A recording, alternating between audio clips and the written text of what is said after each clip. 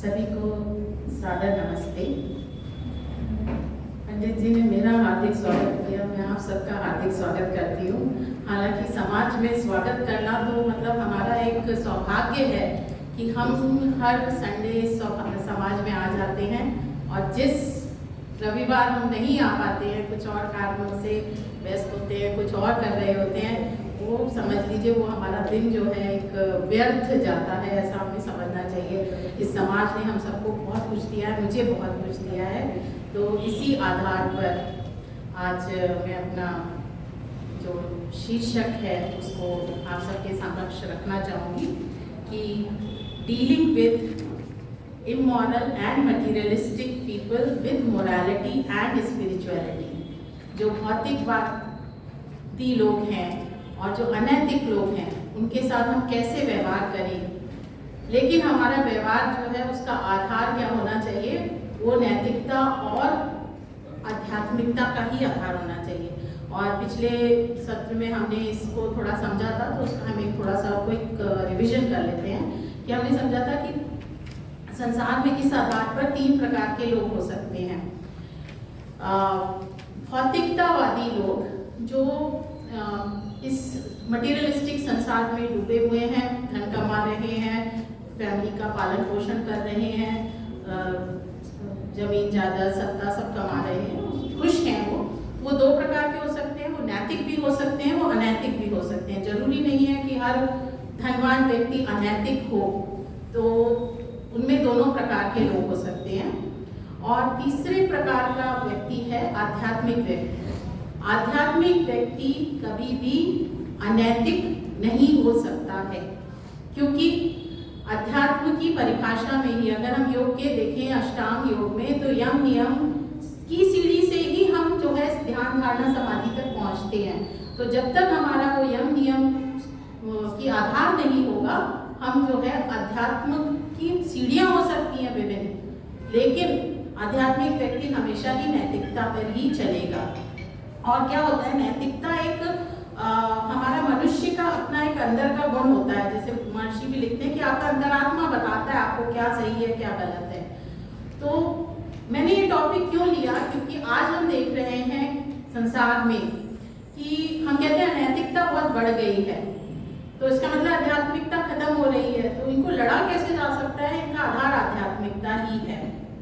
और मैं यहाँ जो हमने पिछली बार समझा था 5 तरह के, फिर हमने लोग समझे थे कि धर्मी और अधर्मी लोग जो होते हैं, वो हमने समझा था महाभारत के उदाहरण से कि महाभारत का युद्ध क्यों हुआ, कि बेसिकली कौरव पक्ष और पांडव पक्ष जो भाई थे, कजिन्स थे, उनके बीच ये युद्ध हुआ। एक ही वंश के लोगों के बीच युद्ध हुआ। क्यों हुआ?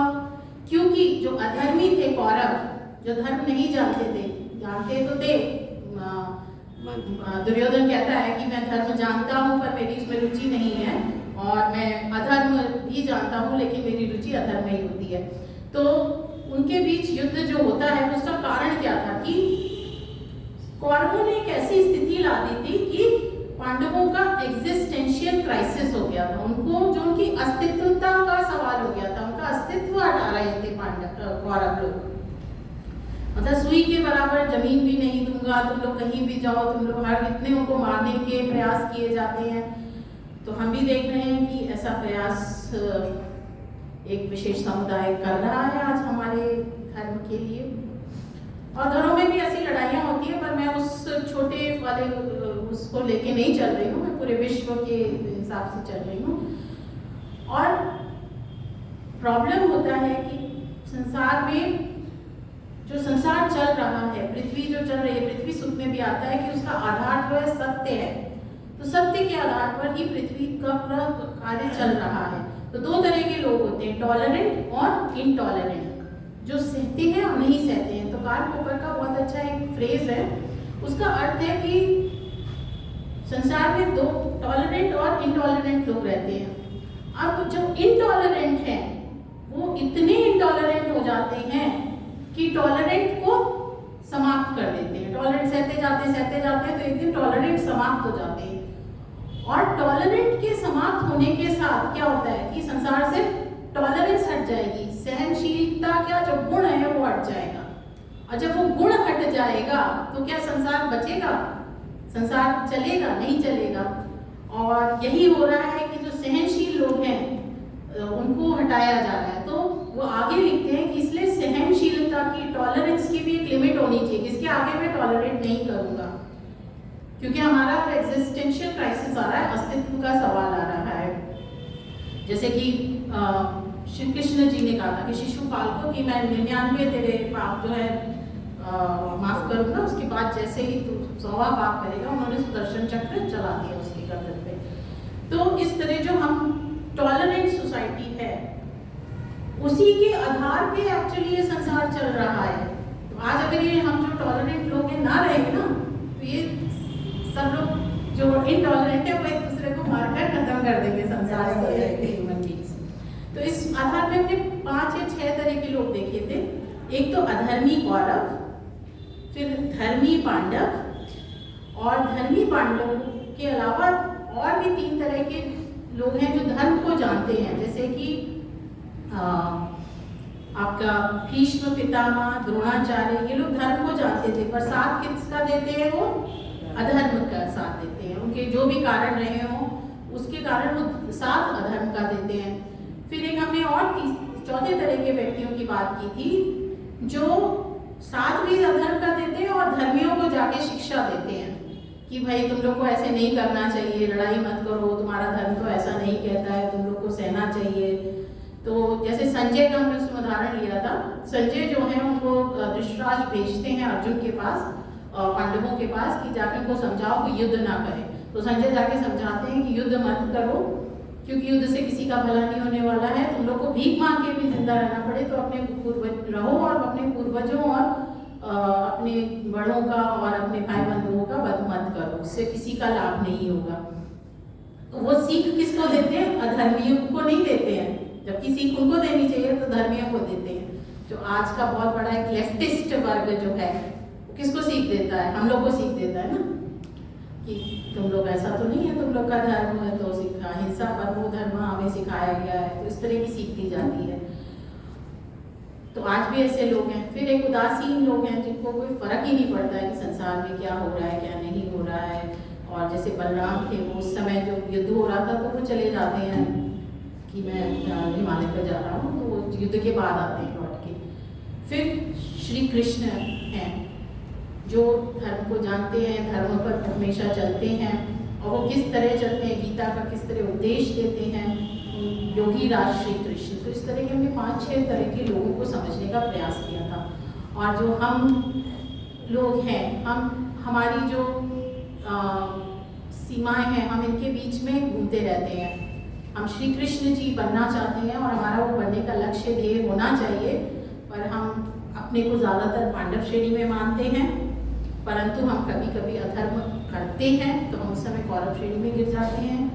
हम जो है लेफ्टिस्ट मानसिकता से अक्सर हम भी उस तरह के सेंटेंसेस, क्योंकि इतने अंदर घुस गई है, हम बोलते हैं, करते हैं, हम अक्सर चुप रह जाते हैं। कभी अधर्म की बातें चलती होती हैं तो हम उसमें अधर्म का साथ दे रहे होते हैं। तो हम इन 3-4 कैटेगरीज में घूमते रहते हैं, पर मुख्यतः हम मान के चले कि हम जो हैं पांडव श्रेणी में हैं, हम भौतिकता में हैं, परंतु वह भौतिकता नैतिकता के आधार पर है। हमारी भौतिकता, हम अध्यात्म की ओर बढ़ रहे हैं।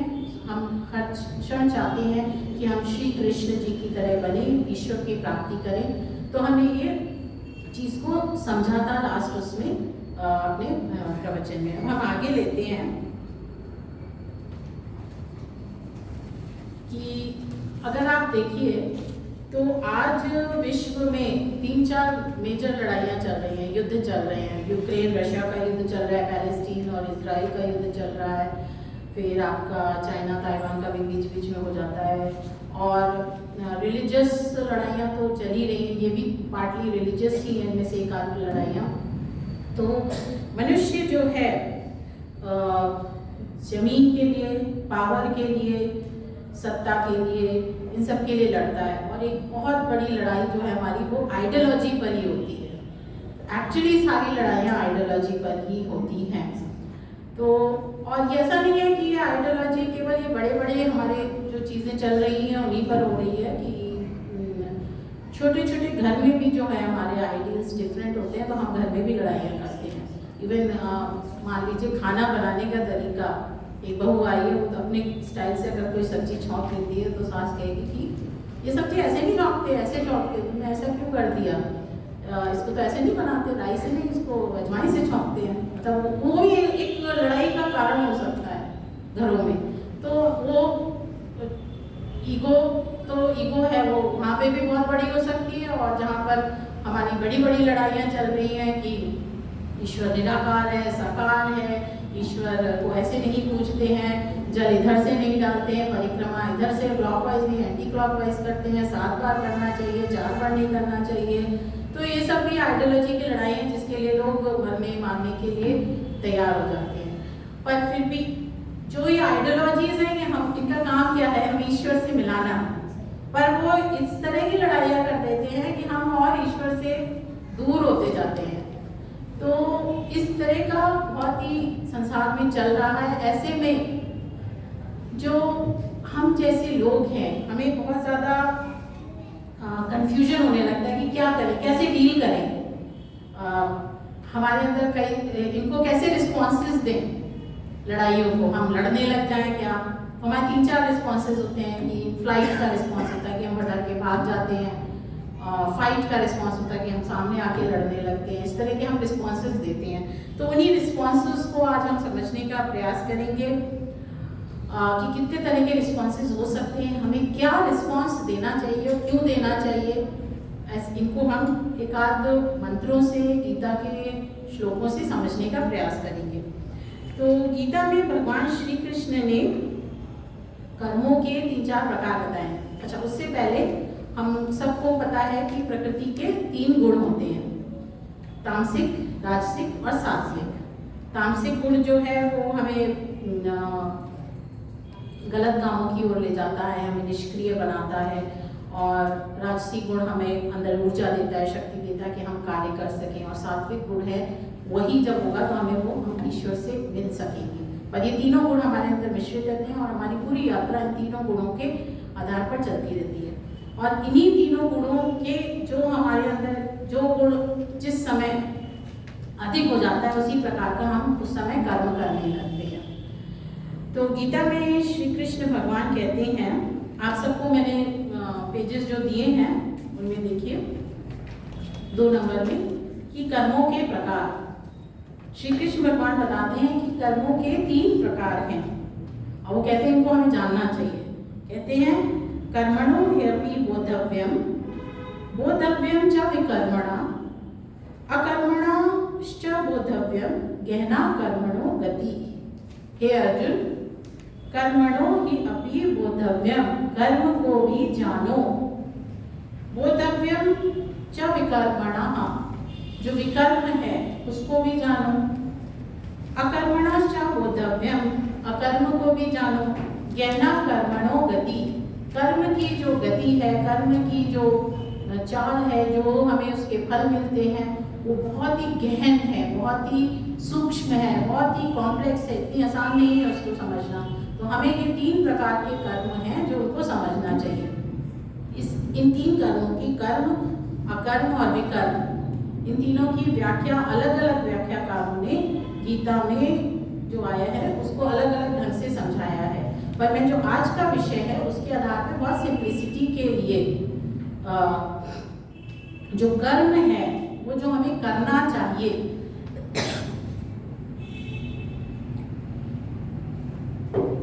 जो कर्म है जो हमें करना चाहिए उसको हम कर्म कहेंगे। उसमें सकाम कर्म हो सकता है कि कर्म करने की भावना, फल की भावना से कर्म किया जाए, और या निष्काम कर्म हो सकता है कि कर्म फल की भावना को त्याग कर हम कर्म करें। दूसरा हुआ विकर्म। विकर्म हुआ कि आपको जो नहीं करना चाहिए कर्म, इसको कुछ व्याख्याकारों ने विशेष कर्म कहा है, पर हम जो नहीं करना चाहिए, निषिद्ध कर्म है, उसको विकर्म लेके चलेंगे। और तीसरा हुआ अकर्म। अकर्म को कईयों ने बोला जो नहीं करना चाहिए, हम अकर्म को यहाँ लेकर चल रहे हैं। निष्क्रियता, निष्क्रियता हमें उदासीनता आ जाती है, हम करना नहीं चाहते, कोई कार्य नहीं करना चाहते। तो इसका लेकिन अर्थ ये नहीं है कि निष्क्रियता की हम निष्क्रिय कोई वैसे अक्रिय, क्रिया तो हमें करनी ही पड़ेगी ना। जैसे अभी मैं बोल रही हूँ, बोलने की क्रिया, नहाना धोना, सुबह उठना, खाना खाना आदि जो हमारे नित्य कर्म है वो क्रियाएं हैं, उनको तो कोई भी नहीं छोड़ सकता। कितने बड़ा सा बड़ा सन्यासी योगी हो वो भी नहीं छोड़ सकता है। यहाँ पर बात हो रही है अकर्म, मतलब हम कर्म ना करें, मानसिक कर्म भी ना करें, हम दिखाई ना दे कि हम कोई कर्म कर रहे हैं। जैसे मैं यहाँ प्रवचन दे रही हूँ, ये कर्म कर रही हूँ मैं, आप सुन रहे हैं, आप सुनने का कर्म कर रहे हैं। तो इस तरह को जो ये सब करना छोड़ दे, उसको संसार से विरक्ति वैराग्य उस तरह हो जाए, उदासीन हो जाए, उसको अकर्म कहा है। तो विकर्म और अकर्म हमें इनसे बचना है, इनको नहीं करना है और कर्म को करना है। और कर्म फिर सकाम और निष्काम कर्म है। हमारी यात्रा सकाम कर्म से निष्काम कर्म की तरफ होनी चाहिए। तो जो इमोरल और लोग हैं उनको डील करने में हमें ऐसा नहीं है कि हमें अकर्म और विकर्म की तरफ बढ़ जाना चाहिए। तो होता क्या है कि जब हम बहुत ज़्यादा लड़ाई झगड़े और हिंसा और सब कुछ देखते हैं ना, तो हम अपने को बहुत बेबस समझते हैं। आज भी आप देखिए कि जब कोई ऐसी स्थिति आती है, आप सिंपल लोग की बांग्लादेश में हिंदुओं के साथ जो हुआ है, तो आप बहुत कि हम कर क्या सकते हैं इसमें, हम क्या करें। हम सड़क पे तो नहीं उतर सकते, और उतरेंगे भी तो भारत की सड़कों पे उतर के क्या करेंगे। तो और भी बहुत सारे लोगों को दिखता है कि दुनिया में गलत काम हो रहे हैं, उनके लिए मैं एक आम नागरिक होकर हम क्या करें। तो उससे क्या होता है, हमें अंदर विषाद आने लगता है, हम मोह में पड़ जाते हैं। और कई बार हम अपने जो हमारे पास के लोग हैं वो गलत कार्य कर रहे हैं, हम उनको रोक नहीं पा रहे हैं, तो हम मोह में पड़ जाते हैं। तो इन सबसे हम क्या हो जाते हैं, हमें लगता है भैया कुछ करो ही मत, सबसे अच्छा चुपचाप बैठे रहो, किसी को कुछ मत बोलो, चुप रहो। और हम अंदर अंदर हम करना ही नहीं चाहते अपने कर्तव्य कर्म को, उसको अकर्म कहेंगे। सेम स्थिति जो है अर्जुन के साथ हुई थी। उसने जब देखा कि मेरे ही भाई बंधु हैं, मैं इनको मार के क्या करूँगा, मैं नहीं मारना चाहता हूँ, मैं ऐसा सुख क्या करूँगा प्राप्त करके, कितना सब गलत हो रहा है, मेरे से तो नहीं होगा। तो वो जो है अपना सब कुछ छोड़ के धनुष बाण रख देता है और कहता है मैं युद्ध नहीं करूँगा। उसके अंदर एक वो सोचता है, उसके अंदर वैराग्य आ गया, बहुत ऊंची ऊंची बातें करता है कि ऐसा करूँगा, सबको मार डालूंगा तो ये होगा वो होगा। लेकिन एक्चुअली उसके अंदर वैराग्य नहीं था, उसके अंदर क्या आ गया था, हम इसको इंग्लिश में बोले तो डिप्रेशन आ गया था, एक ऐसा विषाद डिप्रेशन आ गया था और उसमें अपना कर्तव्य कर्म भूल गया था। तो अकर्म वो है जब हम अपना कर्तव्य कर्म भूल जाएं तो उसको हम अकर्म कहेंगे।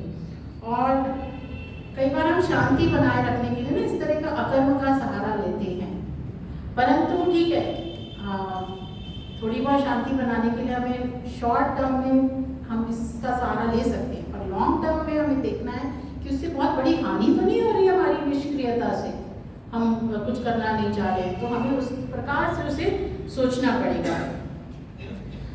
तो बहुत ही सुंदर एक मंत्र है, आप लोग नेक्स्ट मंत्र देखिए।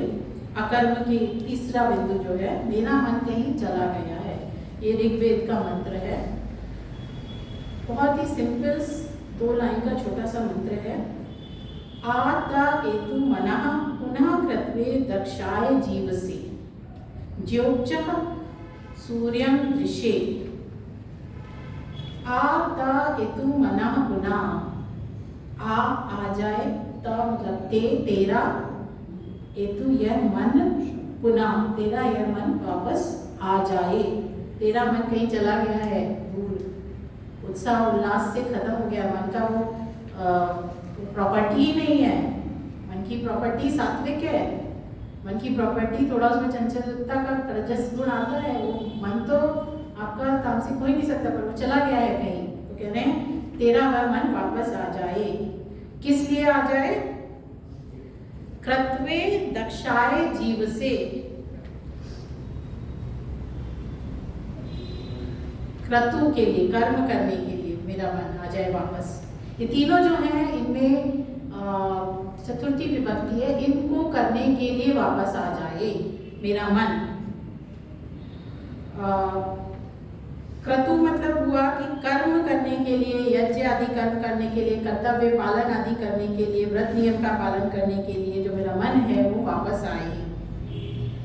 दक्ष बल के लिए आए, वृद्धि के लिए आए, क्षमता के लिए वापस आ जाए, ज्ञान के लिए वापस आ जाए। जीवस जीवन जीने की शक्ति के लिए मेरा मन वापस आ जाए, उत्साह के लिए वापस आ जाए। फिर नेक्स्ट लाइन कह रही है ज्योक्षा सूर्यम दृशे।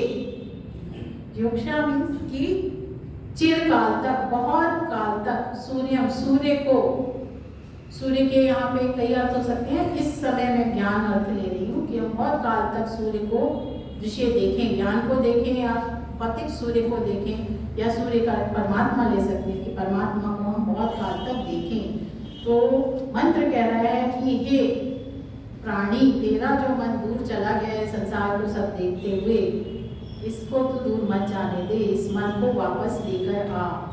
तो आपको जब भी कभी भी डिप्रेशन हो, इस मंत्र का बार बार उच्चारण कीजिए, आपको अच्छा लगेगा, आपके अंदर उत्साह आएगा, आपके अंदर जीवन शक्ति आएगी। तो क्योंकि ये मंत्र जो है हमारे यजुर्वेद में भी आता है, तो यजुर्वेद का तो हमारे पास महर्षि का पूरा भाष्य है। यजुर्वेद में थोड़े से डिफरेंस के साथ आता है, जैसे आ ता एतु मनाह दिया है तो उसकी जगह आ न एतु मनाह पुनः, कि हम सबका मन पुनः वापस आ जाए। एज अ हिंदू समाज हम सबका मन, ना मीन्स होता है हमारा, हम सबका, तो हम सबका मन जो है वापस आ जाए। तो आज देखिए हमारा जो है मन कहीं चला गया है, हम बैठ के पता नहीं क्या क्या बातें करते रहते हैं, हम समझ ही नहीं रहे हमारे, हम बैठ के कीर्तन भजन भक्ति वाली बातें बहुत सारे लोग करते हैं, परंतु वो एक मेरे को समझ नहीं आ रहा मैं कैसे एक्सप्लेन करूं कि बहुत सारी ऐसी जनता है जिसका मन कहीं चला गया है, या तो वो भोग विलास में चला गया है, शादी करो, डांस करो, ये सब करते हैं, शादियों में एक भी रीति रिवाज जो होना चाहिए वैसे नहीं होता है, हमारा मन तो कहीं चला गया है। या फिर हम बहुत सारे लोग जो है डिप्रेशन में कि कुछ नहीं हो सकता है, देश में कुछ नहीं हो सकता है, समाज का कुछ नहीं हो सकता, हिंदू लोग उससे गुजर रहे हैं। तो हमारा एज अ कलेक्टिव, ना जब आया कलेक्टिव, ते आया था तो तेरा मन जब चला गया है। तो इस तरह, तो इसका जो महर्षि ने किया है मैं वो आपको पढ़ती हूँ, और बहुत ही सुंदर है, क्योंकि क्या महर्षि का कुछ अलग ही होता है, उनके देखने की जो दृष्टि होती है। उन्होंने कहा है कि इसमें हमें जो ये मन है पुनः पुनः मिले, मतलब हमें ये जो मन है हर जीवन में ये मन मिले, और वो कैसे मिलेगा, हम क्या करने से हमारा मन शुद्ध होगा वो भी बताया है। कि महर्षि कहते हैं मनः, जो स्मरण करने वाला चित्त है, उन्होंने मन को यहाँ पे चित्त लिया है, मन बुद्धि अहंकार चित्त के साथ पूरा मन जो हमारे सूक्ष्म शरीर के साथ जाता है। तो मनः जो स्मरण करने वाला चित्त है, जो निरंतर सूर्यम दृशे, परमेश्वर को देखने वाला बने, सूर्य लोक को देखने वाला बने, परमेश्वर को देखने वाला बने मतलब आध्यात्मिकता की तरफ जाए, सूर्य लोक को देखने वाला बने मतलब इस जगत को समझे, इस जगत पर विचार करे क्या है और वो कैसे और क्यों बनेगा। तो वो कहते हैं कि बनेगा भी वो कृत्वे के लिए, दक्षाय के लिए, जीवसे के लिए बनेगा, मतलब हमें कर्तव्य कर्म के लिए बनेगा, दक्षता के लिए, बल के लिए बनेगा, जीवन में उत्साह के लिए बनेगा, और इन्हीं चीजों से बनेगा। जब हम यही चीजें करेंगे बार बार कि हम बल से बल दें अपने अंदर, हमारे अंदर आत्म बल आए, हमारे अंदर कर्तव्य कर्म आए, हमारे अंदर जीवन की शक्ति आएगी, तो हमारा मन शुद्ध होगा। मन शुद्ध होगा तो फिर वो और भी सारे कार्य करेगा अच्छे से, फिर और एक मन और शुद्ध होगा। तो ये ईश्वर की तरफ जाने का एक स्टेप्स है हमारे पास, एक सुंदर सा स्पाइरल चक्र बन रहा है कि हम अच्छे कार्य कर रहे हैं, उससे हमारा मन शुद्ध हो रहा है, मन शुद्ध हो रहा है तो हम और अच्छे कार्य कर रहे हैं, ऐसे ऐसे करके हम आगे आगे सीढ़ी बढ़ते जाते हैं। तो कह रहे हैं कि मनुष्यों को उत्तम कर्मों के अनुष्ठान के लिए चित्त की शुद्धि व जन्म जन्म में उत्तम चित्त की प्राप्ति की इच्छा करें, जिससे मनुष्य जन्म को प्राप्त होकर ईश्वर की उपासना का साधन करके उत्तम उत्तम धर्मों का सेवन करें। तो हम बार बार अच्छे अच्छे कर्म करें, कर्तव्य कर्म, दक्षता के लिए, आत्मबल के लिए और ज्ञान के लिए, उत्साह के लिए, ओजस्ता के लिए, और हमारे अंदर इसकी वृद्धि होती जाएगी। तो जो मन कहीं चला गया है, चले जाने से, उदासीनता से वो डिफरेंट स्पाइरल चक्र में जाएगा, वो ना लेके हमें उत्साह वाला स्पाइरल चक्र लेना है। तो अगर हमें अनैतिक लोगों से लड़ाई करनी है तो कभी भी हमें अकर्मण्य नहीं बन जाना है, हमें अपने कर्तव्य कर्मों को करते जाना है उत्साह से, उल्लास के साथ। अब हम आगे नेक्स्ट वाला समझते हैं, विकर्म। विकर्म हुआ कि जो कर्म हमें नहीं करने चाहिए। हमें सबको पता है कि कौन से कर्म नहीं करने चाहिए, जो भी कर्म यम नियम के विपरीत हैं वो हमें नहीं करने चाहिए, कि हमें झूठ नहीं बोलना चाहिए, असत्य नहीं, हिंसा नहीं करनी चाहिए, या परिग्रह नहीं करना चाहिए। इस तरह के जो भी कर्म हैं हमें वो नहीं करने चाहिए। तो विकर्म का भी बहुत सुंदर एक उदाहरण इसमें दिया है मैंने, ये ऋग्वेद से है पुनः। हृत्सु पितासो युध्यन्ते दुर्मदासो न सुरायाम ऊर्धना नग्ना जरन्ते। कठिन लग रहा होगा क्योंकि हमें ज़्यादातर शब्दों के अर्थ नहीं पता है, परंतु इसको अगर हम तोड़ के पढ़ेंगे तो ये वन ऑफ द इजीएस्ट मंत्र आप समझ सकते हैं। हृत्सु पितासो युध्यन्ते, हृदय तक पीने वाले युद्ध करते हैं। एक लाइन हो गई, ठीक है। फिर आगे देखिए, दुर्मदासो न सुराया, ना जो यहाँ अर्थ है उसका अर्थ जैसे के लिए आया, उपमा अलंकार के लिए आया है।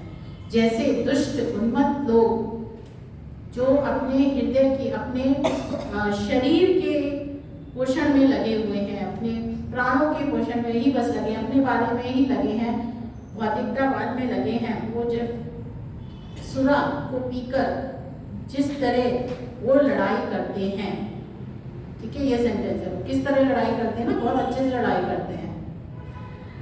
तो अभी न्यूज़ में कुछ दिन पहले आ रहा था कि बेंगलोर में 3 करोड़ की गांजा पकड़ी गई है लास्ट वीक। 3 करोड़ की पकड़ी गई है, कितनी पकड़ी नहीं गई है शराब दिवस के लिए जो अभी आने वाला है ना, 31 दिसंबर की रात और 1 की सुबह, उसके लिए वो जा रही थी तो वो पकड़ी गई है। क्या होगा इस रात को कि खूब हैप्पी न्यू ईयर बनेगा। हैप्पीनेस का इंडेक्स क्या है कि खूब पिएंगे, खूब नाचेंगे, गाएंगे, दूसरे को गालियाँ देंगे, डांस करेंगे, उल्टी अश्लील हरकतें करेंगे, और अगले दिन खूब सारी उल्टियाँ करेंगे, देर से उठेंगे और सर चकरा रहा होगा, कहेंगे यार क्या, हाँ मज़ा तो बहुत आया था रात में लेकिन अभी मेरा सर चकरा रहा है, इस तरह की बातें करेंगे। तो ये हैप्पीनेस का उनका डेफिनेशन है। हमारी हैप्पीनेस की डेफिनेशन क्या है कि हैप्पीनेस है कि हम जो पिछला साल गुजरा है उसको रिफ्लेक्ट करें कि हमने क्या सही किया, क्या गलत किया, हम किस श्री कृष्ण बनने की किस तक की यात्रा तक पहुँचे हैं, ये सब हमें रिफ्लेक्शन करना चाहिए। उसके अकॉर्डिंगली हमें नेक्स्ट ईयर का प्लान बनाना चाहिए। तो वो एक रिफ्लेक्शन होना चाहिए। और हम ज़्यादातर लोग सो ही जाते हैं शायद, जो यहाँ पर होंगे, या उस समय उठ के एक दूसरे को विश कर दिया, मोबाइल पे कर दिया, इस तरह करते हैं। तो जो भी शायद उससे हमें आगे बढ़ना है। तो यहाँ पर एक ये जो उदाहरण मैं दे रही हूँ, ये विकर्म है, ये हमें नहीं करना चाहिए। तो वेद उसका भी उदाहरण दे रहे हैं कि ऐसे लोग क्या करते हैं और हमें उससे क्या प्रेरणा भी लेनी है ऐसे लोगों से। तो वेद कह रहा है कि नेक्स्ट लाइन अगर आप देखो, ऊर्धन नग्ना जरन्ते, तो इसमें हम नग्ना जरन्ते लेंगे। नग्ना जरन्ते, नग्ना का अर्थ हुआ नग्न, जो विषय विकारों से रहित ब्रह्मचारी पुरुष लोग हैं, हम लोग हैं जो विषय विकार जिनके निकल गए हैं, वो क्या करते हैं, जरन्ते, वो स्तुति करते हैं। नग्ना के कई अर्थ होते हैं। एक अर्थ लिया जाता है, गना का अर्थ होता है स्त्री। तो अगर हम उसकी स्त्रियों की अच्छी शक्ति भी है, बुरी शक्ति को हम विषय वासना को बुरी शक्ति मानते हैं। तो न गना, जिसके अंदर विषय वासना हट गई हो, वो जो है ब्रह्मचारी या वो वैसा महान पुरुष, योगी पुरुष, उसको क्या कहेंगे, नग्न कहेंगे। ठीक है, नग्न का अर्थ निवस्त्र नहीं होता है। ये हमें बहुत सुंदर बात, मतलब वेदों के आप एक्चुअल अर्थों में जाएंगे ना तो समझ में आएगी। जब हम ये एक्चुअली निरुक्त में पढ़ी थी, उसमें आता है ये मंत्र, तो वहां से नग्न का अर्थ निवस्त्र नहीं होता है, हम उसको लौकिक भाषा में निवस्त्र ले लेते हैं। जैसे केवल, केवल से कैवल्य बना है ना, कि केवल हो जाओ, कैवल्य हो जाओ, ईश्वर की प्राप्ति मतलब आप अकेले हो, केवल कैवल्य हो गए हो, ईश्वर में मिल गए हो, ईश्वर प्राप्त कर लिया है, तो केवल अकेले संसार से छूट गए हो। वैसे ही नग्न, नग्ना करते हैं कि जो इस संसार विषय वासना जिसकी हट गई हो, पूरा ट्रांसपेरेंट हो गया, उसके ऊपर से वो वाले वस्त्र उतर गए विषय वासना वाले, तो वो नग्ना। और दूसरा एक अर्थ नग्ना का जो बताया गया है कि गना मीन्स छंद, वेद, तो वेद वाणियों द्वारा, न गना मीन्स जिनकी वेद वाणियां छंद नहीं छूटे हैं, जो उनके साथ लगे हुए हैं उनके द्वारा वो करते हैं। तो कह रहे हैं कि जो आप दोनों अर्थ लगा सकते हो कि विषय विकार जिनके निकल गए हैं वो लोग क्या करते हैं, ईश्वर का पूजन करते हैं, या फिर वेद वाणियों से लोग पूजा करते हैं। और पहला वर्ड है ऊध, ऊधना, ठीक है, तो यहाँ पे भी ऊद प्लस ना है, ना का अर्थ हो गया यहाँ पे फिर से उपमा अलंकार, मतलब ना मीन्स जैसे, ऊद जैसे, ऊद होता है स्तन, अडर, तो जैसे बच्चा व्याकुल होता है ना, माँ जब भूखा होता है, माँ के स्तन का दुग्ध पान करने के लिए जिस तरह वो व्याकुल होता है उसके अंदर कि बस मुझे माँ का इस समय भूखा हूँ, मुझे उसका दूध मिल जाए, तो अडर शब्द का वो यहाँ पे ये अर्थ है कि जिस तरह विषय विकार से रहित लोग, उनके अंदर जो व्याकुलता आ जाती है ईश्वर को प्राप्त करने के लिए, उस तरह की व्याकुलता कि मुझे तो बच्चे के अंदर जिस तरह की व्याकुलता है वो व्याकुलता हमारे अंदर होनी चाहिए। तो यहाँ पे दो एक्सट्रीम्स दिखाए हैं कि एक तो जो लोग जो हैं सुरंग का पान कर रहे हैं वो कैसे मस्त होके, उन्मत्त होके लड़ाई युद्ध कर रहे हैं आपस में। इसका अर्थ ये भी लिया जाता है कि जैसे राजा लोग जो हैं जब उस समय लड़ाई करते थे तो सैनिकों को, इवन घोड़ों हाथियों को भी सुरा पिला दी जाती थी कि उसमें मस्त हो जाते थे, तो उनके अंदर शक्ति बल आ जाता था कि वो लड़ाई करने में निकल जाते थे।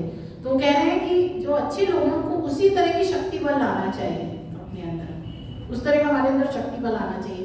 लेकिन क्या होना चाहिए, जैसे ये जो स्तनपान दुग्ध है, जो सोम रस है ईश्वर का, उसके लिए हमारे अंदर ऐसी व्याकुलता होनी चाहिए। इस मंत्र के आपको कई तरह के अर्थ मिलेंगे, यहाँ पर मैं ये अर्थ लेकर चल रही हूँ और मुझे लगता है कि आप लोग को ये समझ में आएगा। एक आप सोच के देखिए कि कितनी बड़ी बात कह रहा है हमारा। तो यहाँ पर संदेश क्या है कि जो ये बुरे लोग हैं, विकर्म कर रहे हैं, है ना, टेररिस्ट है, पूरा सब कुछ पहन के निकल जाता है गलत काम करने के लिए, उसे कोई चिंता नहीं है, वो सोच रहा है विश्व प्राप्त करना है। वो चिंता, वो जो उसके अंदर शक्ति है, उसके अंदर जो विश्वास है वो हमारे अंदर होना चाहिए, परंतु हमारी आध्यात्मिकता के लिए, हमारे शास्त्रों में जो बताया गया है उसके अनुसार होना चाहिए। वो गलत रास्ता कर रहे हैं। अब आप सोच के देखिए, 3 करोड़ की हीरोइन, ये जो गांजा पकड़ा गया है, 2 सिनेरियोज लेके देखिए कि एक तरफ 3 करोड़ का गांजा है, आप 3 करोड़ की संविदा सोचिए। हमारे समाज का पूरा ये मेरे ख्याल से जितने साल से होगा, 50 साल का ये आर्य समाज का करियाला होगा। 3 करोड़ की संविदा हमने भी नहीं ली होगी आज तक, ना बेची होगी लोगों को, ना यूज करी होगी, है ना। एक तरफ 3 करोड़ की गांजा, 3 करोड़ की संविदा, एक तरफ बॉन फायर चल रहा है, एक तरफ यज्ञ वेदी है, अग्निहोत्र चल रहा है, एक तरफ अश्लील गाने, गीत, डांस हो रहा है, एक तरफ सब लोग प्रभु का भजन कर रहे हैं, यज्ञ कर रहे हैं, एक तरफ सुरापान हो रहा है, एक तरफ हम जो है ईश्वर का सोम रस का दुग्ध पान कर रहे हैं। ये 2 सिनेरियोज में आप लोग क्या करना चाहेंगे 31 दिसंबर की रात को? तो वो लोग जितनी उल्लास उत्साह के साथ वो सब कर रहे हैं ना, हम नैतिक लोगों को, हमको भी उतने ही उत्साह के साथ ये सब करना है, हमारा कर्म, लेकिन हम नहीं कर पाते हैं। हम अक्सर क्या होता है, दुष्टों की लड़ाई में हम भी दुष्टता का रास्ता लेने लगते हैं, हम भी उनकी तरह करने लगते हैं, मारने पीटने लगते हैं। नहीं, हमें इस ऊर्जा को बढ़ाना है। तो आप सब लोग जो यहाँ बैठे हैं, प्लीज आप लोग प्रॉमिस कीजिए कि 31 दिसंबर की रात को, शाम को, सुबह या 1 तारीख की सुबह आप लोग सब घर में यज्ञ हवन करेंगे। और हमारा 3 तारीख को शायद 3 तारीख से वार्षिकोत्सव है, उसमें सब लोग भारी संख्या में बहुत सारे लोगों को लेकर आएंगे। तो हमें विकर्म नहीं करना है, विकर्म से हमें इस तरह से लोगों से बचना है। अब आगे चलते हैं कि तीसरे टाइप का काम कर्म हुआ कि हम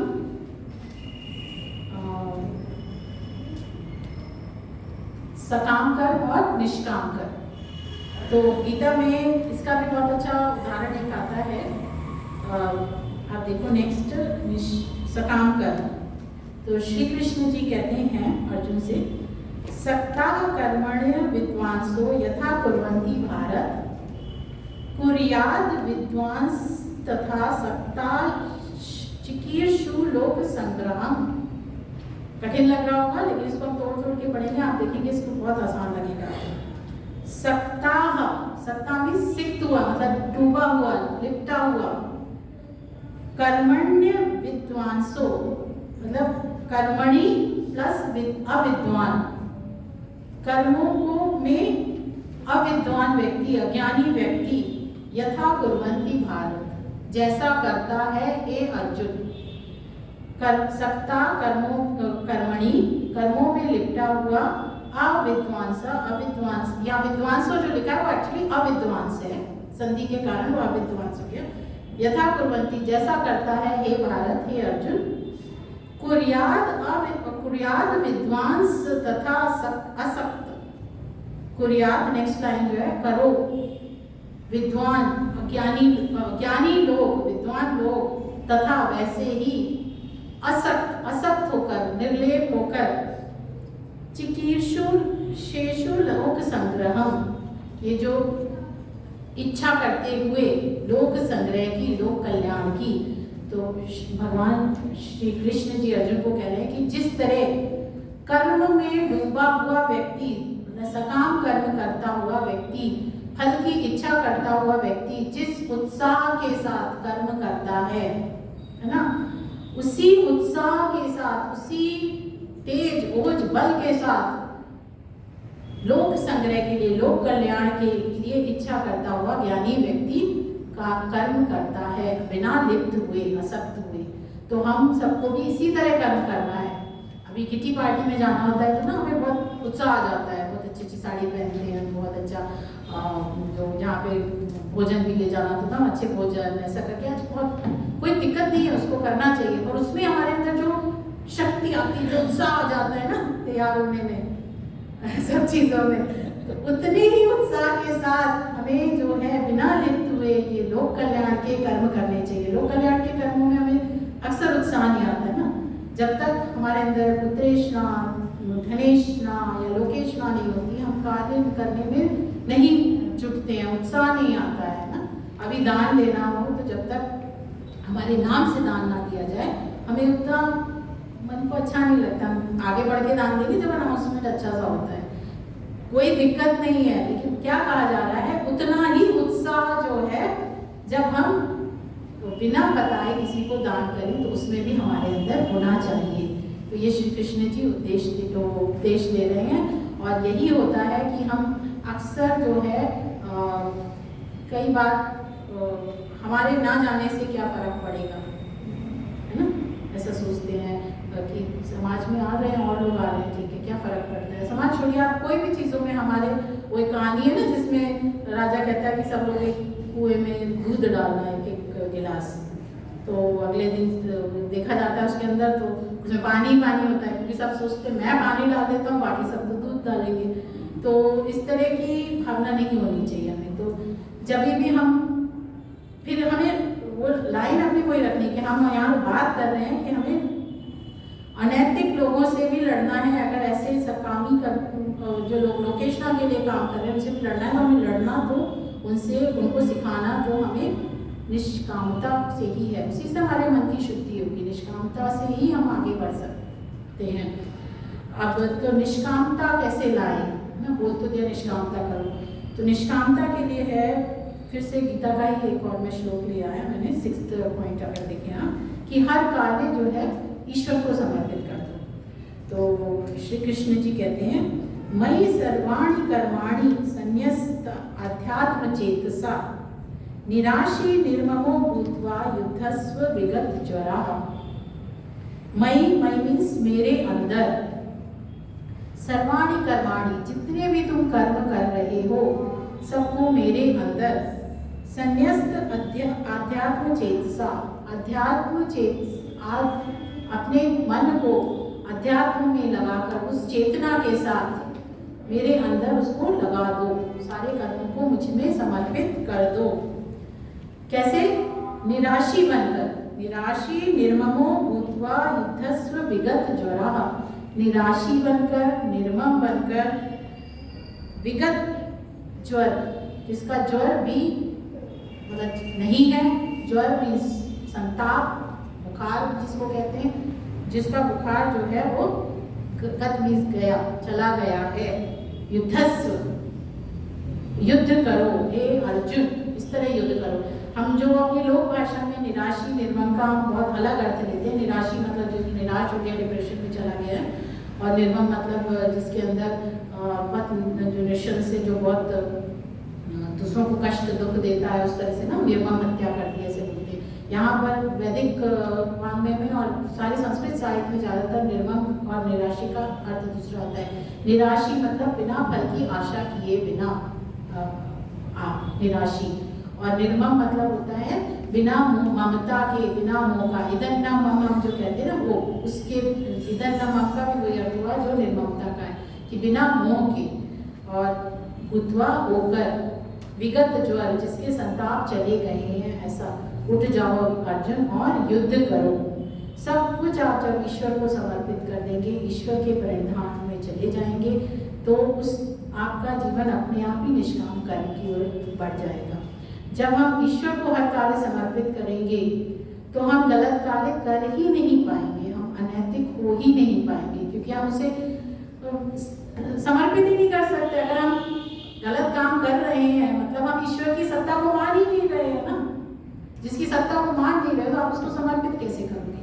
तो ऑटोमेटिकली जब आपके अंदर यह आ जाए कि सब ईश्वर को ही समर्पित है, तो आप गलत कार्य कर ही नहीं सकते हो। तो ऐसा नहीं है हम गलत कार्य दिन भर में छोटे मोटे झूठ बोल लेते हैं या कुछ और, मतलब हम जाने अनजाने गलत कार्य कर लेते हैं, हिंसा कर लेते हैं। आप इससे अब डर मत जाइए कि बहुत कॉशियस, लेकिन हमारा जो रास्ता होना चाहिए वो वही होना चाहिए। एक छोटा सा झूठ भी जो है, हमें ये बात क्लैरिटी होनी चाहिए कि फिर हमारा मन जो है शुद्ध नहीं है, हम निराशी नहीं है, हम ईश्वर को समर्पित नहीं है, हम ईश्वर की सत्ता को नहीं मानते हैं। अगर हमने छोटा सा झूठ भी बोल दिया, इसका अर्थ हुआ कि हम ईश्वर की सत्ता को उस समय नहीं मान रहे हैं, तभी हम झूठ बोल रहे हैं। ये क्लैरिटी अपने अंदर हमें लानी होगी, तभी हम उस तरफ आगे बढ़ेंगे। ठीक है, आज मैं भाषण दे रही हूँ, मैं भी बहुत सारे शायद गलत कार्य जाने अनजाने करते रहती हूँ, परंतु एक अवेयरनेस हमारे अंदर ये आ जानी चाहिए। और इसी श्रृंखला में एक बहुत अच्छा मंत्र है जो आप सबको आता होगा, यजुर्वेद के 40वें अध्याय का दूसरा मंत्र, ये ईशोपनिषद का भी दूसरा मंत्र है। तो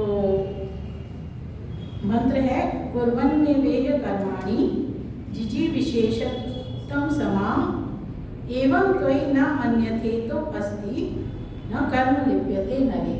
फिर से हो सकता है जिनको ये मंत्र ना बताओ, कठिन लग रहा हो, पर बहुत ही इजी मंत्र है। पहला शब्द लेंगे, कुर्वन्नेवेह। कुर्वन् प्लस एव प्लस ईह, 3 शब्द इसमें। कुर्वन् मीन्स करता हुआ, एव मीन्स ही, ईह मीन्स इस संसार में, करता हुआ इस संसार में। कर्माणि, कर्मों को।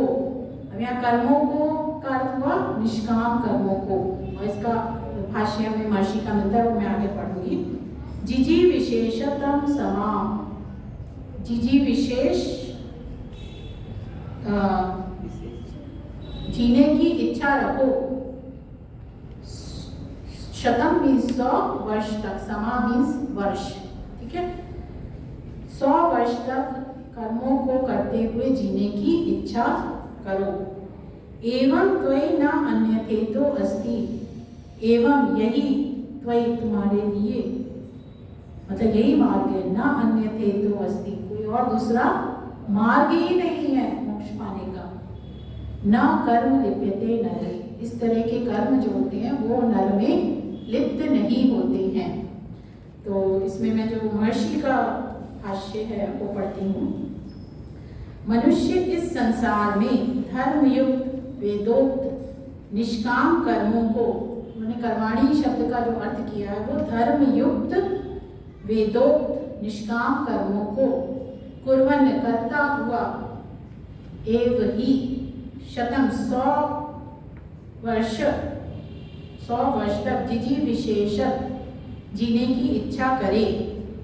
एवं इस प्रकार धर्मयुक्त कर्म में वर्तमान, इस प्रकार धर्मयुक्त कर्म में जो तू वर्तमान है, त्वयि तुझ में, नरे, नरे का उन्होंने अर्थ किया है, सिंपल मनुष्य नहीं कर दिया है, कि व्यवहारों को चलाने वाले जीवन के इच्छुक हुए जो तू नर है उसमें कर्म अधर्म युक्त अवैधिक काम्य कर्म, जो सेकंड कर्म उन्होंने लिया है, उन्होंने उसका अर्थ किया है अधर्म युक्त जो अवैधिक कार्य जो कर्म है वो लिप्त नहीं होते हैं। उनका कहना है कि अगर तू निष्काम कर्म करता रहेगा, करने का प्रयास करेगा और उसको करते हुए 100 वर्ष की जीने की इच्छा करेगा, तो तेरे अंदर जो फिर नेक्स्ट और भी आगे जो लाइन है, इत्ता न अस्ति, इससे जो और प्रकार से कर्म का अभाव नहीं होता है, मतलब इससे जो भिन्न है,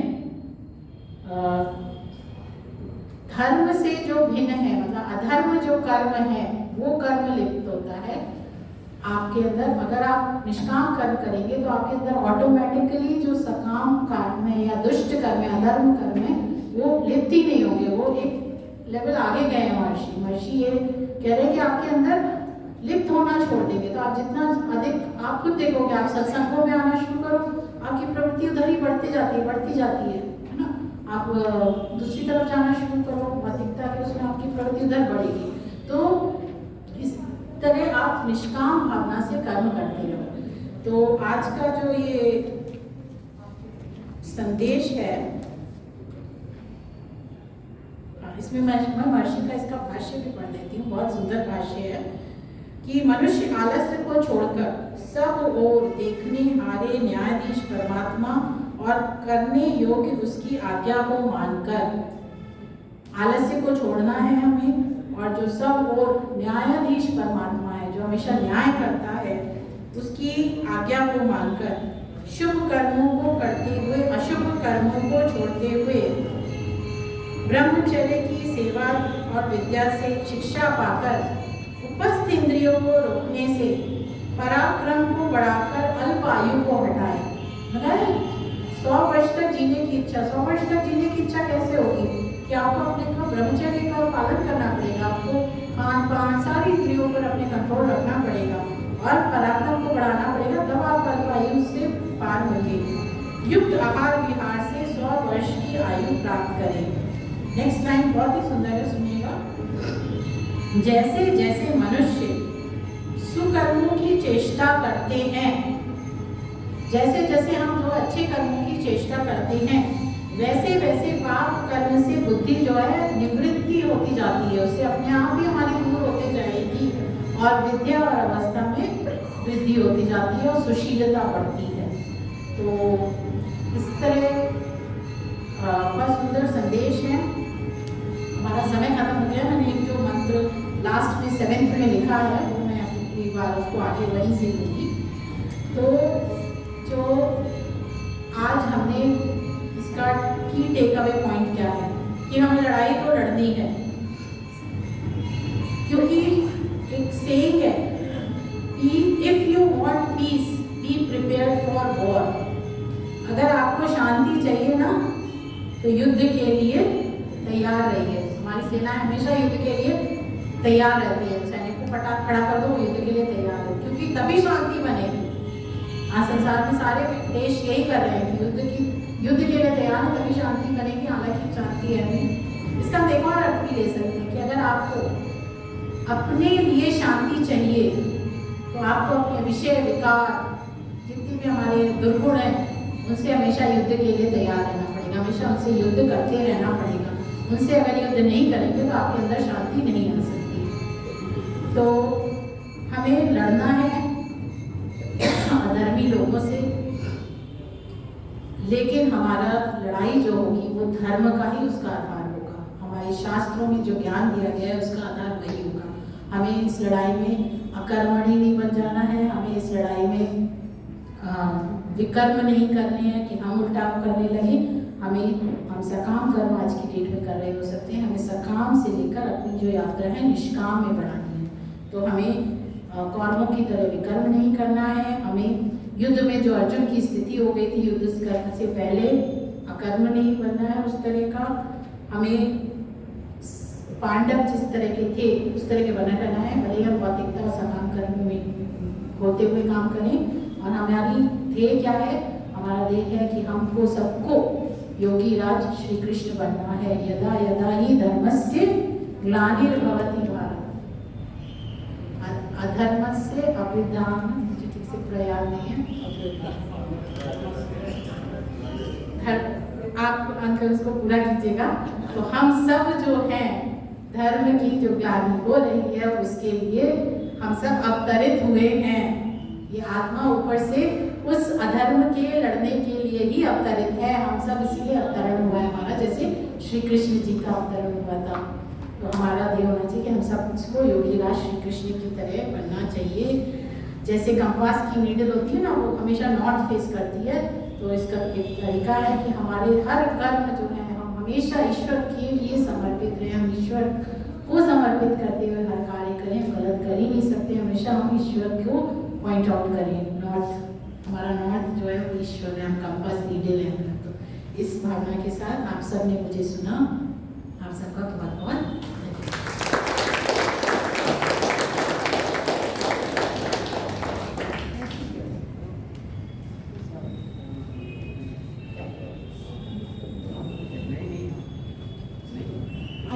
नहीं वो कैमरा देख रहा ओम विश्वान देव सविता दुर्गानि परासो यद भद्रम तन्नासो। श्रद्धा एवं मातृशक्ति तथा उपस्थित चिंतनशील मननशील भद्र पुरुषों, आज का जो साप्ताहिक कार्यक्रम था जिसके अंदर सबसे पहले हमने देव यज्ञ किया था, अग्निहोत्र किया था। इसके पश्चात भजनों की एक श्रृंखला चली। उसके बाद स्वाति जी का प्रवचन था। यज्ञ के पश्चात का जो कार्यक्रम ऐसा लगा जैसा कि एक सीक्वेंस में ही सारा काम एक क्रमबद्धता के साथ ही जो है आज का कार्यक्रम जो है वो आयोजित किया था। सबसे पहले भजन गाया गया था, कण कण में बसा प्रभु देख रहा, चाहे पुण्य करूँ या पाप करूँ। ईश्वर की सर्वव्यापकता को प्रदर्शित करते हुए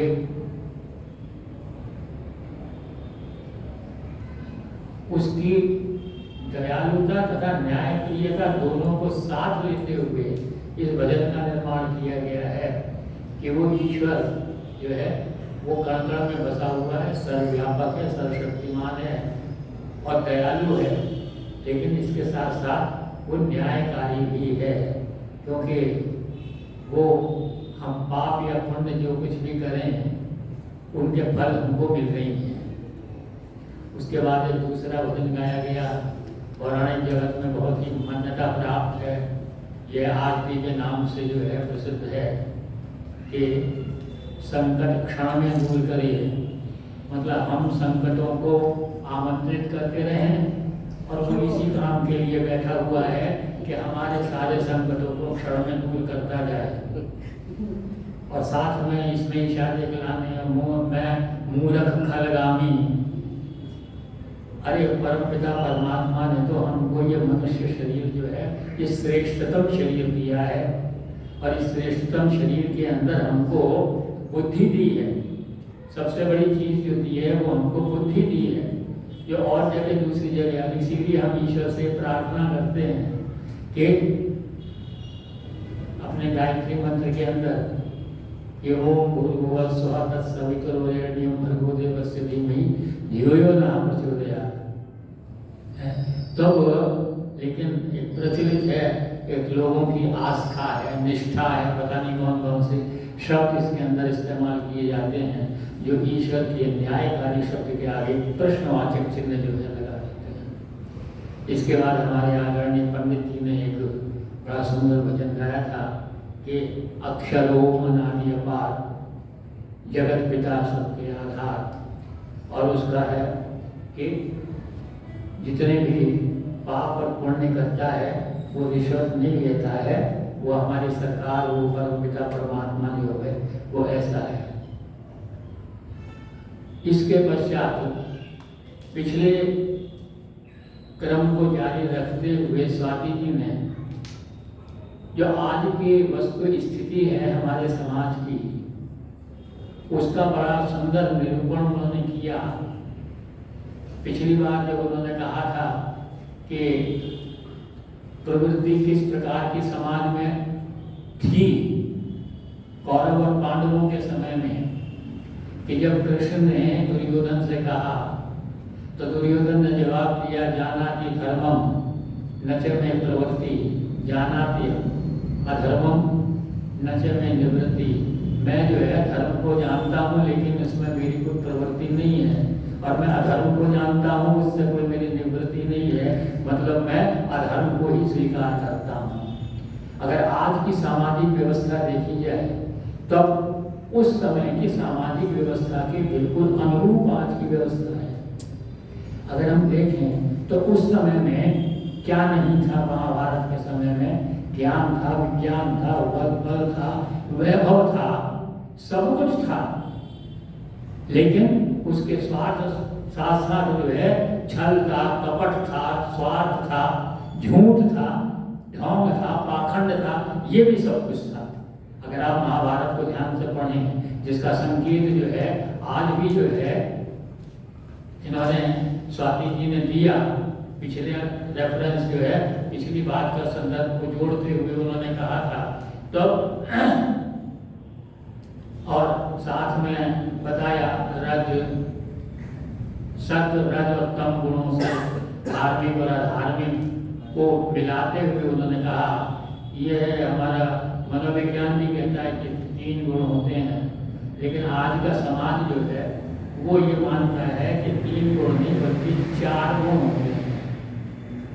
एक्चुअली क्या है, अगर वास्तविकता देखी जाए तब स्वाति जी भी अपने उसमें कह रही थी हमें पूरी तरह से जो है प्रवृत्त हो आध्यात्मिकता की ओर, लेकिन फिर भी न जाने जाने अनजाने कोई बात ऐसी हो जाती है, तब आज के समाजवादी इस बात को मानते हैं कि भाई शुद्धतम 100% जो है रजोगुण तो बहुत कम देखने को मिलेगा, वो तो राम और कृष्ण के अंदर ही दिखाई देता है, जिनको हम आप्त पुरुष की संज्ञा देते हैं। तो उन्होंने कहा भाई एक जो है सतोगुण की बात कही, और फिर उन्होंने कहा कि अधिकता में क्या आ जाता है, सत और रज आ जाता है मिलकर, सत प्लस रज। दूसरा कहते हैं रज प्लस तम, और जो तम है वो तो बहुतायत के अंदर जो है हमारे समाज के अंदर जो है वो हमको दिखाई देता है।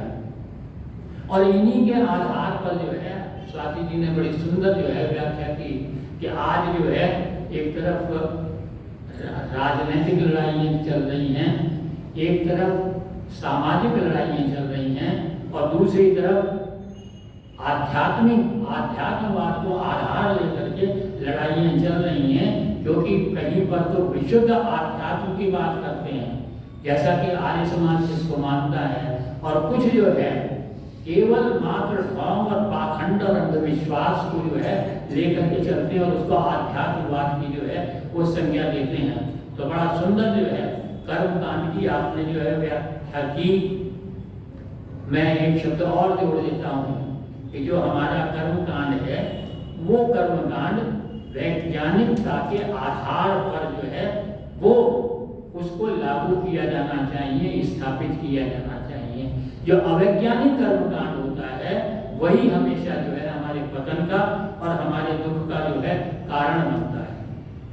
एक मुझे अचानक याद आई इसकी बात कि किस तरह से जो है वो रूढ़ियाँ बन जाती हैं। इसीलिए महर्षि दयानंद का जो सबसे ज्यादा क्रांतिकारी उनका विचार था वो यह था कि हमारी परंपराएं, रूढ़ियाँ शब्द नहीं कहा उन्होंने, लेकिन वो जब रूढ़ियाँ बन जाती हैं तभी वो बहुत घातक होती हैं। तो हमें स्वस्थ परंपराओं को जो है वो लेकर चलना चाहिए, तभी हम आगे जो है वो बढ़ सकते हैं। तो एक सामान्य सा उदाहरण था, जब मैं पढ़ता ही था, एक बड़े विद्वान थे, शास्त्री जी थे, मैं उनके पास किसी काम से गया। मुझे देख करके, अब मेरी तो सारी शिक्षा जो है वो वर्तमान शिक्षा प्रणाली से ही हुई है और उसमें भी विशुद्ध विज्ञान का जो है विद्यार्थी रहा, उसी का अध्यापक रहा। तो मुझे देख करके बोले, आजकल के लड़कों के अंदर श्रद्धा नाम की तो कोई चीज़ है ही नहीं। मैंने कहा ऐसा कौन सा अपराध हो गया जो मैं आपने कह दिया कि श्रद्धा नाम की कोई चीज़ ही नहीं है। मुझसे कहने लगे, तुमने जनेऊ धारण किया हुआ है? दिखा दिया। मैंने ये किया हुआ है, बस यही तो गड़बड़ है। एक तरफ तो जनेऊ पहने हुए हो और दूसरी तरफ जो है बेल्ट बांधे हुए हो। मैंने कहा शास्त्री, उस जनेऊ के ऊपर मैंने जो है बनियान पहन रखी है, कमीज पहन रखी है, उसके ऊपर पैंट है, उसके ऊपर ये बेल्ट बांधी हुई है। तो यह जो आध्यात्मिकता जो है जब रूढ़िवाद ले लेती है तब वो हमारे लिए जो है वो पतन का कारण बनती है। साथ में जो कर्मों की बात कही, बड़े वेद मंत्रों की और गीता के श्लोकों के साथ स्वाति जी ने बड़ी मेहनत के साथ, बड़े गहन अध्ययन के साथ जो है वो हमारे सामने जो है एक वस्तु, विषय वस्तु को जो है प्रस्तुत किया। अकर्म की बात कही उन्होंने, कर्म नहीं करना चाहिए। तो कर्म किए बिना तो काम चलता ही नहीं। और जो अकर्म की बात करते हैं, अक्सर हम देखते हैं कि हम किसी को आमंत्रित करते हैं कि साहब आप आइए और हमें जो है वो कुछ उपदेश दीजिए, और वो आकर के कहते हैं मैं तो मौन धारण किए हुए हूँ। अब ये बताइए कि मंच पर वक्ता अगर आता है और मौन धारण कर लेता है तो ये कौन से कर्म के अंतर्गत आता है? तो क्योंकि जब तक वाणी का उपयोग नहीं होगा और उसका सदुपयोग होना चाहिए और उसका हमको ये उसी से वक्ता को यश प्राप्त होता है। हमारे जो यज्ञ हैं, जो पहले जो पंच महायज्ञों में 2 यज्ञ हैं जिनका आधार वेद मंत्र है, और जो प्रारंभिक क्रियाएं हैं वो दोनों में समान हैं। दोनों में, ब्रह्म यज्ञ में भी, संध्या में भी, हवन में भी हम सबसे पहले आचमन करते हैं, सबसे पहले अंग स्पर्श करते हैं। ओम वाक जब हम कहते हैं, ओम चक्षु जब कहते हैं कि हमारे चक्षु बने रहें, हम देखते रहें, लेकिन कैसा देखें? अच्छा देखें। हम कैसा बोले? अच्छा बोले। और ये सारे अच्छे की परिभाषा क्या है कि हम ये जो काम करें, इनसे जो कार्य करें, उनसे हमको यश प्राप्त हो जाए। इसीलिए तो वो जो है जो आचमन करते हैं तो उसमें जो तीसरा मंत्र कर सकते हैं, क्या है? सत्यम यशः श्रीमयी श्रेयसृताम्। तो हम जो कर्म कर रहे हैं अपनी इंद्रियों से, जो संध्या का दूसरा अनुष्ठान है इंद्रियों वाला, तो वो इंद्रियों वाला जो अनुष्ठान हम कर रहे हैं तो वो किस लिए कर रहे हैं? सत्यम यशः श्रीमयी शीर्षताम्, इसकी हमको जो है प्राप्ति हो, इसलिए हम कहते हैं वाक प्राण चक्षु श्रोत्रम। तो इस प्रकार से हमको जो है जो अकर्म है उनसे तो हम दूर हैं ही नहीं, और विकर्म की जो है ना वो हमको जो है उसके साथ हमारी लड़ाई है। कई बार जो है वो आज इस शब्द का जो है पुनरावृत्ति करी आपने, स्वाति जी ने, कि इतने करोड़ की जो है वो गांजा पकड़ी गई और इतनी चरस पकड़ी गई, और 31 दिसंबर को क्या होता है मैं उनकी बात को थोड़ा और आगे जो बढ़ा देता हूँ कि वो केवल उपयोग ही नहीं करते, उसका केवल मात्र पीने तक ही सीमित रह जाए तब भी समाज पर इतना प्रभाव नहीं पड़ेगा। लेकिन जो पीने वाले हैं वो खास तौर से डंके की चोट पर ये कहते हैं कि पीना हराम है, न पिलाना हराम है, और पीने के बाद होश में आना हराम है। जब वो मदहोशी आ जाती है वो हमारे लिए सबसे ज्यादा जो है संकट की वस्तु हो जाती है। तो इसलिए जो विकर्म है उनका तो हमको जो है मुकाबला करना ही है। स्वाति जी ने बड़ा सुंदर एक क्रम लिया था कि हमारा व्यक्तिगत जीवन में मुकाबला करना, किसी का प्रत्युत्तर देना किस बात पर निर्भर करता है, और सामाजिक या सामूहिक यहाँ बात आ जाती है तब कौन सा सिद्धांत अपनाना चाहिए। आपने शिशुपाल वाली बात कही थी, वो कृष्ण जी की व्यक्तिगत बात थी।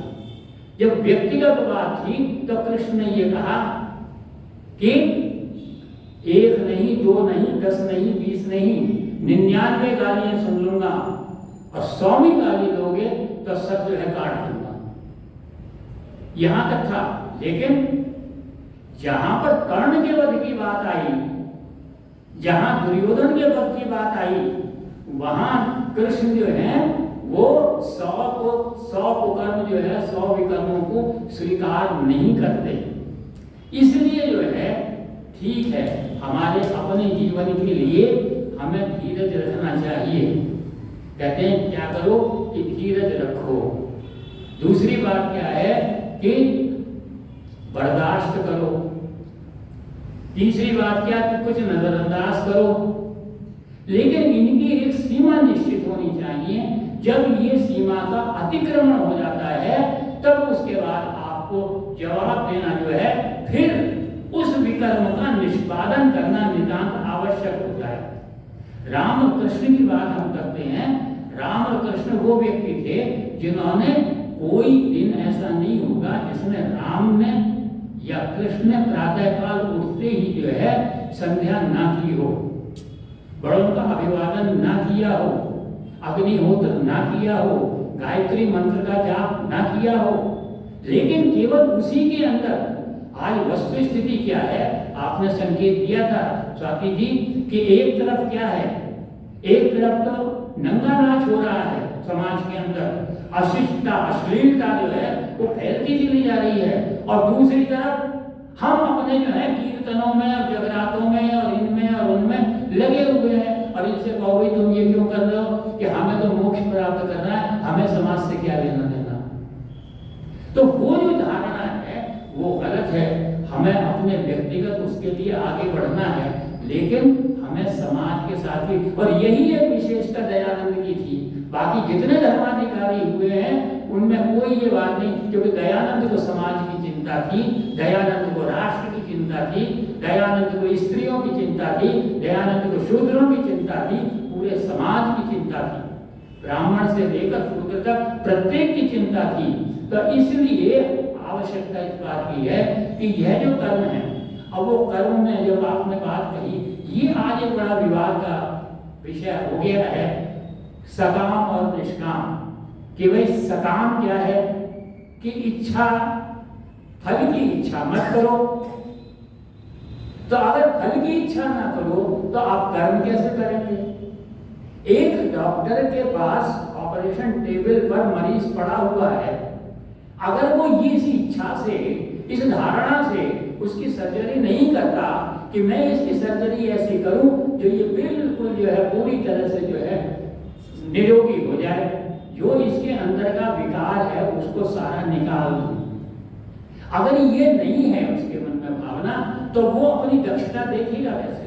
अभी मेरी एक प्रोसेस हुई थी, काम तो इतना था कि ये देखना था कि कोई जो है ब्लैडर के अंदर कोई डेवलपमेंट तो कोई ग्रोथ तो नहीं हुई, लेकिन उसका ध्यान दिया था सिर्फ ब्लैडर की ग्रोथ ही नहीं देखनी, मुझे सारी चीज देखनी है जिससे कि जो पेशेंट है मेरा वो उसको मैं रोग मुक्त कर सकूं।